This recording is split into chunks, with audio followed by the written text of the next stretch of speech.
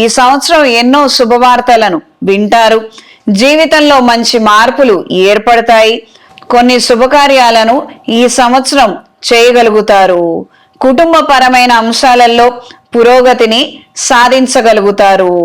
స్వల్పమైన చికాకులు, మనస్పర్ధలు ఉన్నప్పటికీ మొత్తం మీద మంచి విషయాలే ఎక్కువగా ఉన్నాయి. ఈ కాలాన్ని వృధా చేసుకోకుండా ప్రతి విషయంలోనూ 100కి 150% ప్రయత్నం చేస్తూ పోరాటం చేయగలిగితే తిరుగులేని విజయాన్ని మీ సొంతం చేసుకుంటారు. ఆర్థిక అభివృద్ధిని సాధిస్తారు. శత్రువుల మీద ఆధిపత్యాన్ని పొందగలుగుతారు. ప్రతి ఒక్క విషయంలోనూ మంచి మార్పులు ఏర్పడతాయి. ఉద్యోగరీత్యా కొత్త బాధ్యతలను పొందగలుగుతారు. తద్వారా ఆర్థికంగా కూడా ఎదగగలుగుతారు. కుటుంబపరమైన అంశాలలో చొరవ తీసుకొని మీరు ఇచ్చే సలహాలు ఎవ్వరు పాటించరు. ఇది మానసిక వేదనకి కారణం అవ్వవచ్చు. సుదీర్ఘకాలంగా చికాకు కలిగిస్తున్న కొన్ని అంశాల నుండి విముక్తి పొందుతారు. మానసిక ప్రశాంతత ఏర్పడుతుంది. వ్యాపారంలో క్రయ విక్రయాలు సాఫీగా సాగుతాయి.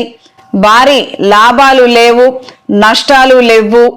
ఉన్న దాంట్లో వ్యవహారాలు మాత్రం అనుకూలంగా ఉంటాయి. ఎంతైతే ఖర్చు ఉందో ఆ ఖర్చుకు తగ్గట్టుగా వ్యాపారం అనేది ఎదుగుతుంది. ఇది మీ మానసిక సంతోషానికి కారణమవుతుంది. ఈవెంట్ మేనేజర్లకి, మెడికల్ విభాగాలలో వ్యాపారాలు చేసేవారికి కాలం అనుకూలంగా ఉంటుంది.